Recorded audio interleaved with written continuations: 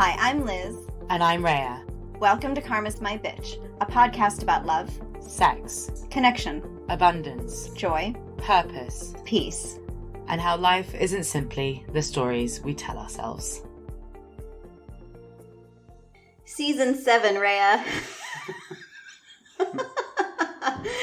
So when we started this podcast, did you think we'd make it this far?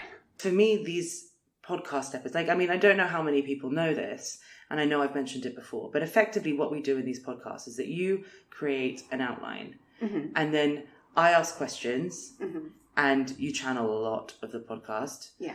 I'm processing a lot of the podcast. And so each episode is a surprise for both of us, effectively. It is. Every time. And it becomes building blocks to something bigger. We're always working towards something. And I guess part of me is confused about what we're working towards this time, because technically the last episode of the last season was called Finn. So is this what, new beginnings? I'm not sure. I don't understand. Well, no, actually that's a question. What is this season about? So this season is called Spirit in Motion. So we ended... Sorry, quick question. Yes. How do you know what it's called? Do you just hear a voice in your head that just goes, it's called Spirit in Motion? How does it work? No, I'm genuinely asking. Yeah, no, it's fair. I'm trying to remember because I think for a while I thought it was something else. I can't even remember what I thought this title was. But yes, at some point, I just hear it's Spirit in Motion. So you just hear it in your head? Yes. And do you ever think, oh, is that my mind saying that to me? Or you know it's not your mind? I know it's not my mind because it's not my voice.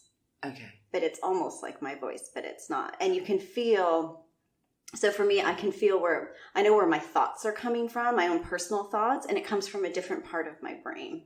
So season 5, the reason why the last episode was the end was because, as you said, it was the end of all the building blocks required for fifth dimensional oneness consciousness, right? So fifth dimension is just a framework of consciousness, if you will, and that is within that framework can exist a concept called oneness. And these are all very spiritual terms. So basically it's just an upgrade. It's a consciousness upgrade. It's a life upgrade. It's a happiness upgrade. But in order to get there, and the reason why we even shared this podcast for 5 seasons or 6 seasons, now in our 7th, we're trying to get people to understand the spiritual perspective around it. So that way they can understand why their lives have been falling apart for the past several years. And so, like you, take them through the steps so they can get to what is effectively season 7, Spirit in Motion. Which is about? Embodying that consciousness and living according to what you desire and what brings you happiness. So basically just living a happy life filled with your desires.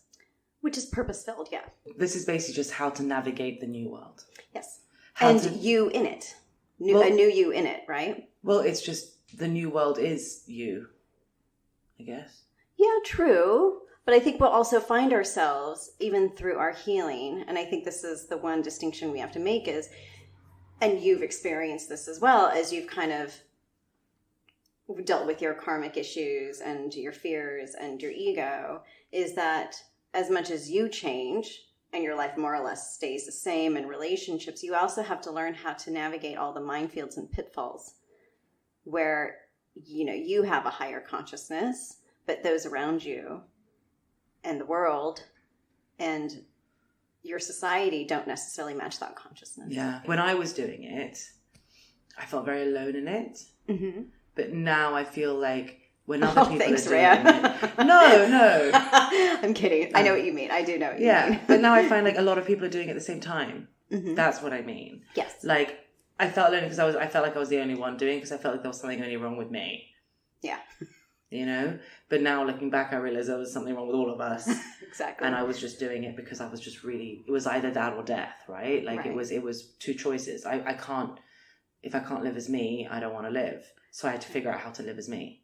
Well, you just became aware of your suffering much more quickly, I think, than others. And that required a level of honesty and self-assessment that most people are not able. Why was I so focused on relationships?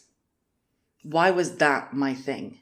So first of all, in part because as we might have shared, or you might have shared, or something, is that your karmic theme was, I am unlovable, right? So the people with the unlovable theme tend to be very relationship focused, if not totally obsessed. I don't know if we want to run down the 7 karmic themes real fast. So the karmic theme is the way in which it provides the backdrop through which we experience our karmic issue or our karmic stories. And what's a karmic story? So you have a core fear. And we that all is, have a core we fear. all carry it. We all carry it. If we come into this world with this belief, I am not good enough. And that belief gets played out through various stories. And there's a general theme for these stories. And that theme will provide the backdrop. And there are 7 general themes. There are 7 general themes. I am unlovable. I am undeserving. I am not worthy. I am imperfect.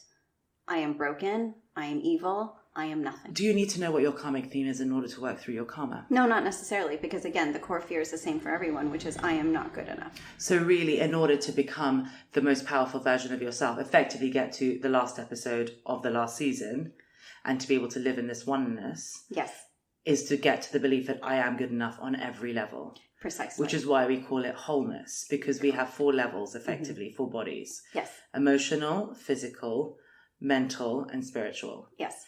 And in order to be conscious, our emotional, mental, and physical bodies need to be fully healed. The bodies need to be in line with each other, and they can only be in line when they are fully healed. So the whole point of the whole last 6 seasons has been explaining how to do that. Yes. Effectively, in all the different ways, and showing how we think they're healed, but they're not.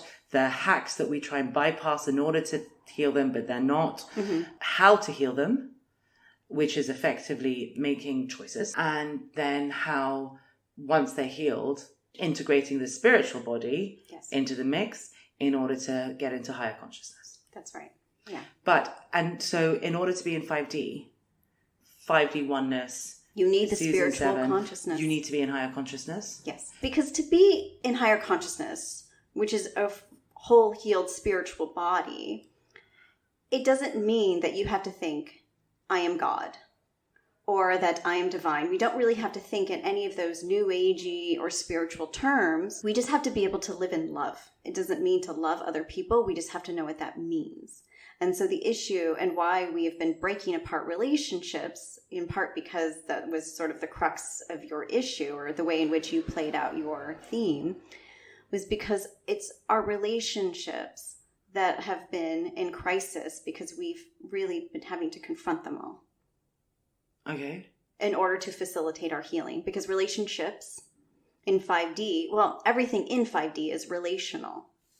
So if everything's relational, the thing that we have to examine are all of our relationships. Our relationship to ourselves, our relationship to other people, our relationship to our society, our relationship to our leaders, and our relationship to the environment, to the world, etc.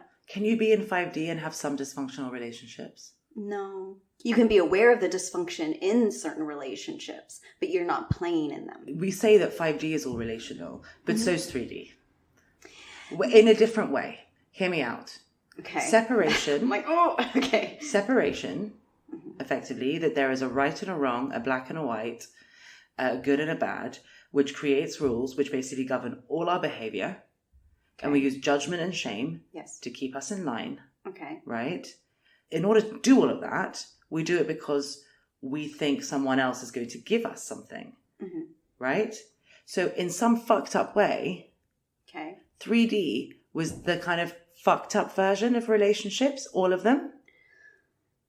Fair, but we would invite you to see it another way, Rhea, which is to understand that there's no relationship when transaction is at the core of it. That means that in 3D there was pretty much no relationships. Pretty much. One is defined by an external transactional nature of this is what I need to look like, this is what I need to be, this is who I need to be. And that was all in order to ensure our survival. So while 5D is relational, which is underpinned by harmony, right? So it's about relationships that are harmonious. 3D was all about survival. Yeah, one's about staying alive. Yes. One's about creating a life. Right. And, at the beginning of this podcast, we were discussing it and I said it was either die or live as me, right? Right.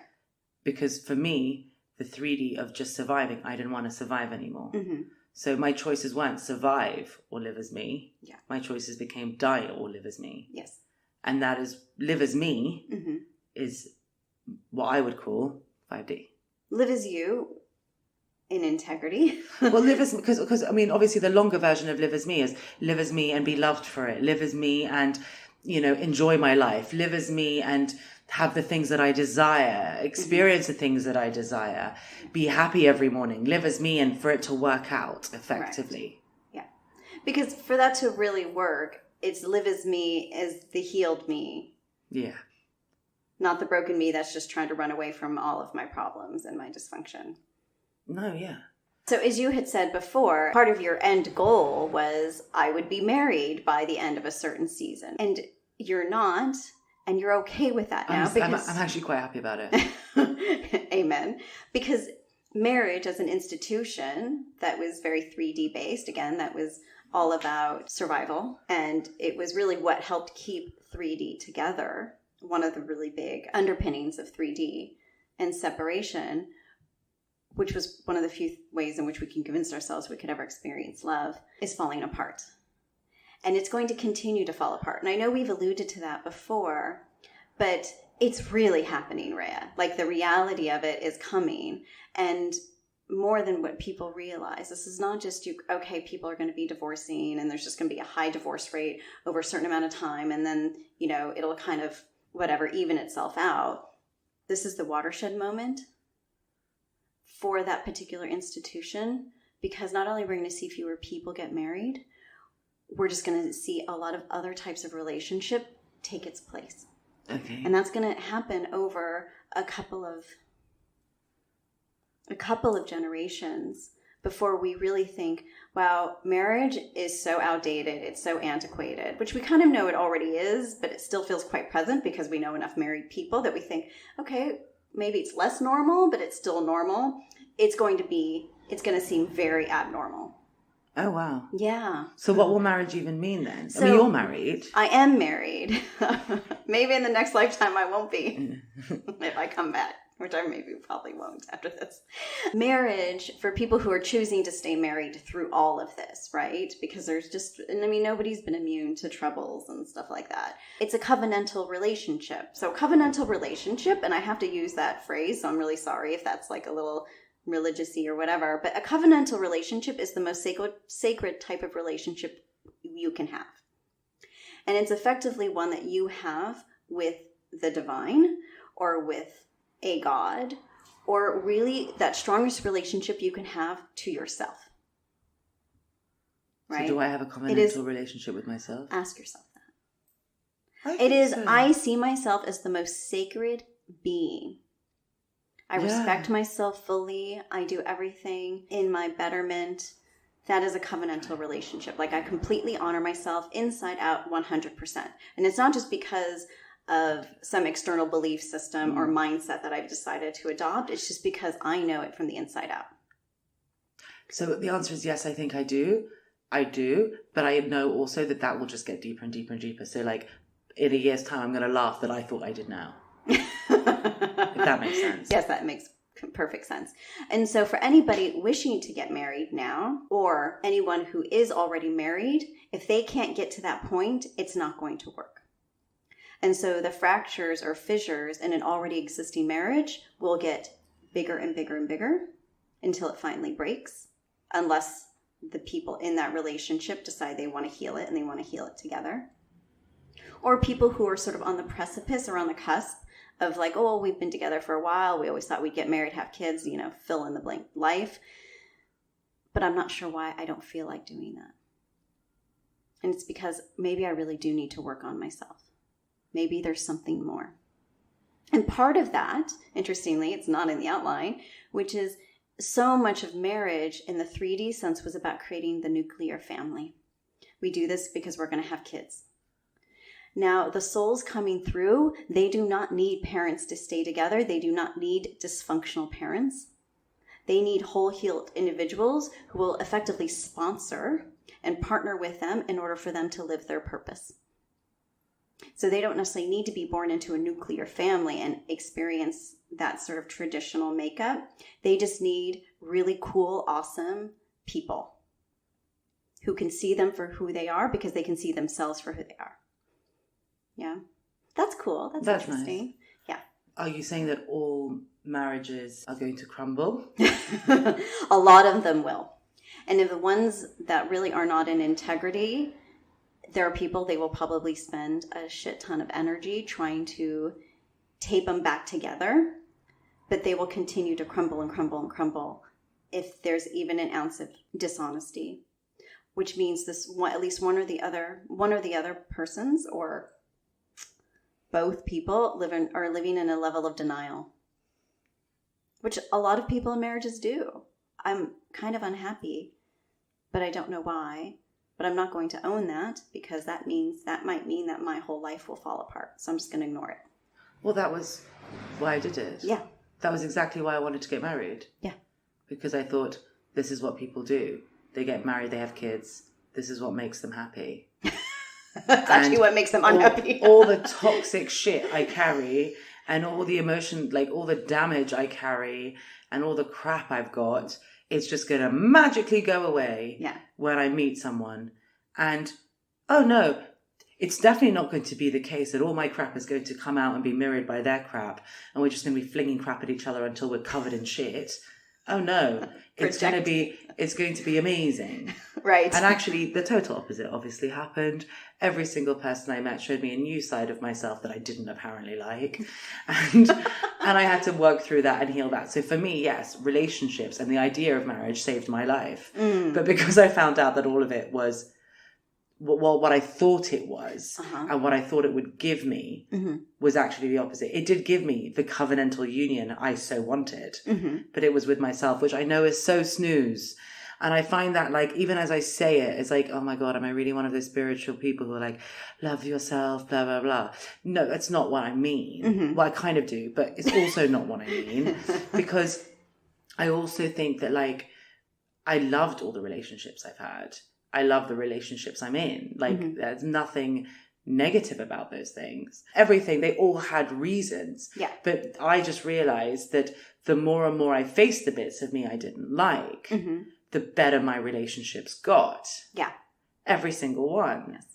And some are with people that have been with me from the start of this whole journey, process, adventure, whatever. And some are newer relationships, but they're all, the depth of them, the value of them, the joy in them is just so much more because I'm able to hold more joy, depth, value, you know, all the other stuff. Yeah. So when I say, like, I did find that covenantal union is in myself. Yeah, I did.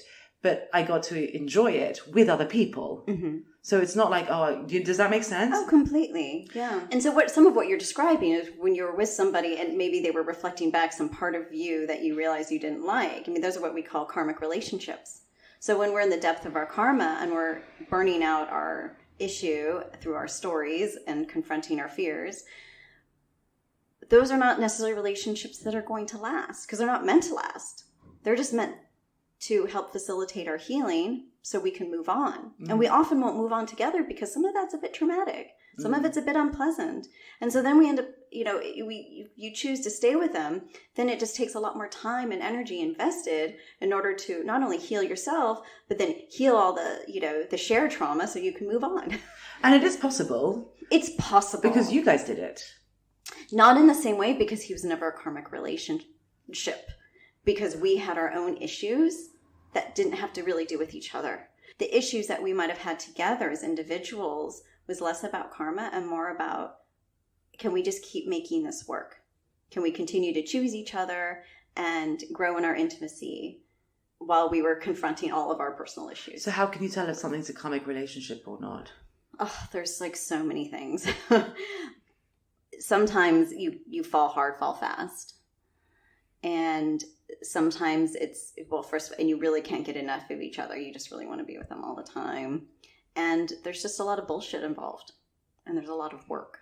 How can you tell whether a marriage is worth working on or allowing it to crumble then? What makes Am I capable of being happy when I'm still in partnership with this person? That's, to me, the fundamental question you have to ask yourself. Okay. And every time I look at my husband, I just think we still have fun together. We can still be a part of each other's lives because I don't know, he still makes me laugh and I wouldn't want to be with somebody else. And it's okay if you can, I wouldn't say this personally, but there are people who still stay in marriages. Maybe they have fantasies of being around other people, but they don't necessarily act on those. I mean, everybody has their own thing. But are you still choosing the person? But are you choosing them from a place of, I don't need them, but I really want them? Mm. Yeah, that's the nice place. Yeah. Because I have to say, for me, it was always a need until it became a want. Exactly. And I couldn't tell the difference because I was like, no, it's what I want. And I was like, well, actually, I would, because I always, and I had this conversation recently with someone as well. It's like, if a need means without you, I'm not good enough. Mm-hmm. Whereas a want is either way, I'm good enough. Are we saying that we should stay together because we have a house, we have kids, we have this, we have that? Or is it because we really want each other? And sometimes maybe a bit of space to fling off that karma. Mm-hmm. You know, like I feel like, and this is something I've learned a lot, sometimes a relationship needs a break. It needs space. Mm-hmm. So the two people can actually finish what they're doing alone because they won't maybe be able to do it together. Well, I don't think relationships need breaks. People need breaks. The relationship, the moment we start taking breaks, this it works for some, but the reality is that you either grow together or you don't. We stayed together, but we each needed space to kind of grow in our own way.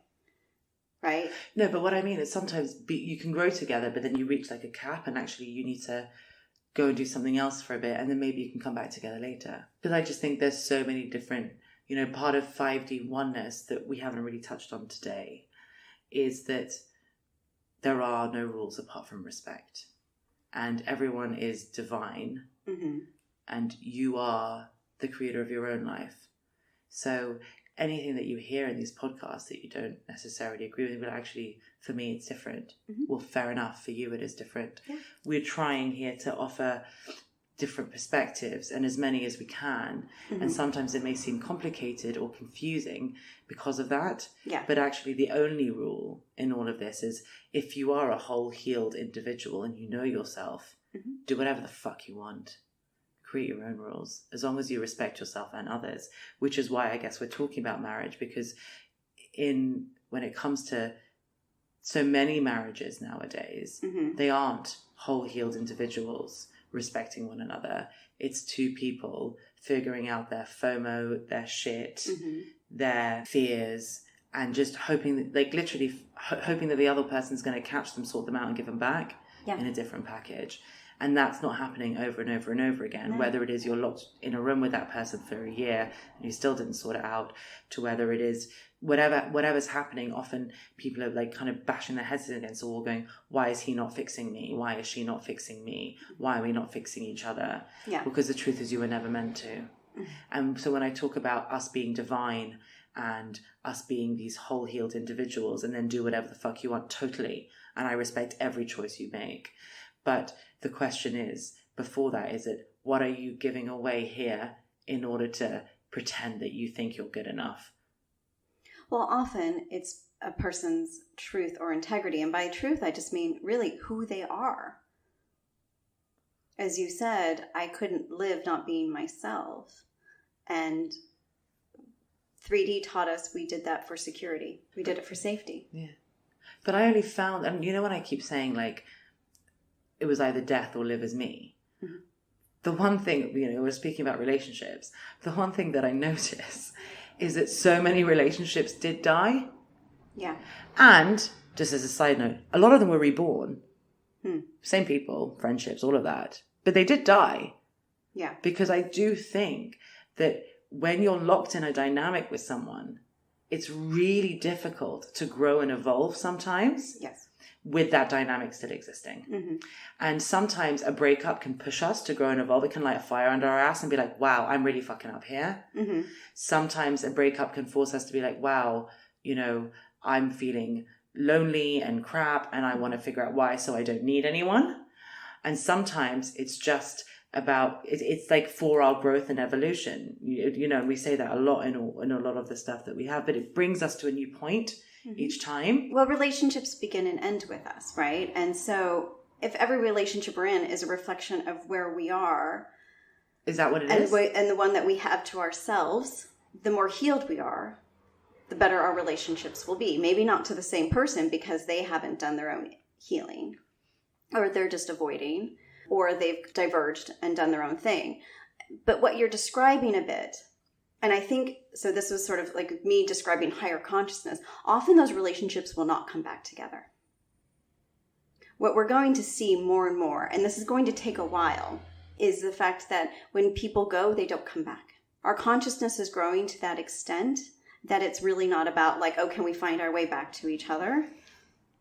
It's I'm so far along in my growth and evolution, I'm not me anymore. Not the person you ever knew.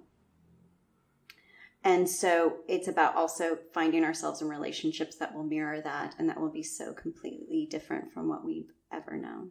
And so the reason this episode is titled Using Our Imaginations is that the reality of 5D is 5D reality has never existed before. So we really have to stretch and imagine and think outside the box when it comes to our lives. And that includes relationships. It includes, well, what would my life look like if I weren't in this partnership? And if I weren't with this person? It's not that easy because most of us have already written our entire futures around being with this one person or in that particular relationship. Or in that particular dynamic within that relationship. Precisely. And so to be invited to imagine something outside of it is really difficult, especially the older you are. And so what we really need to do is start to imagine what it could all be, imagine what the possibilities are, and they are endless, as we know. And so when these partnerships and marriages are falling apart, what they really are, they're opportunities for growth. But not in like a lame way. Fair. Sorry. That was accompanied by a really massive Rhea eye roll. Fair. Oh my God. Okay, what's the lame way and what's the not lame way? You tell me. Well, I don't know, but just like, I don't know. I'm just saying. Well, there are opportunities for growth because it's like, oh my God, so maybe I won't live and die in the same town I always thought we were going to live in. Maybe I won't live and die in the same house. Maybe I'll travel. It's just a different possibility.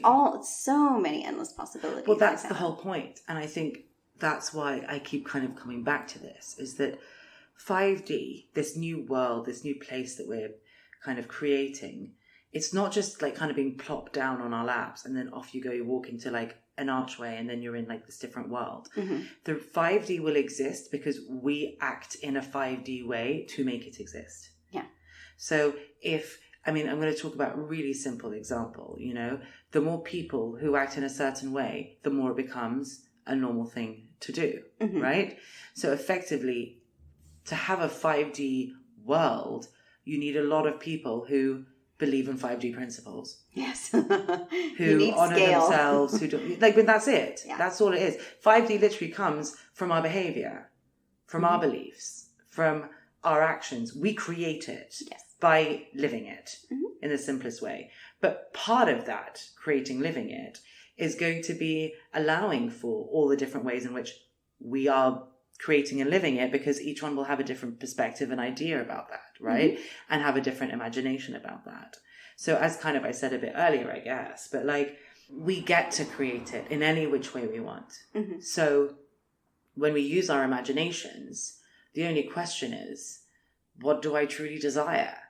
What do I truly want to feel? Yes. What makes me smile, get me excited? Mm-hmm. If I had a blank page, as you said, I think at the last episode of season 2 or 3, I'm never gonna know. Okay. One of the last season finales of one of the episodes, you said if you were the architect of your own life, what would you make? Like, what would it look like? What would your house look like? What would your relationships look like? Not with who, but what would they look like? What would they feel like? What would your life feel like? Mm-hmm. And that's what we're here to create. And it's going to look very different for everyone, but it's probably going to feel the same.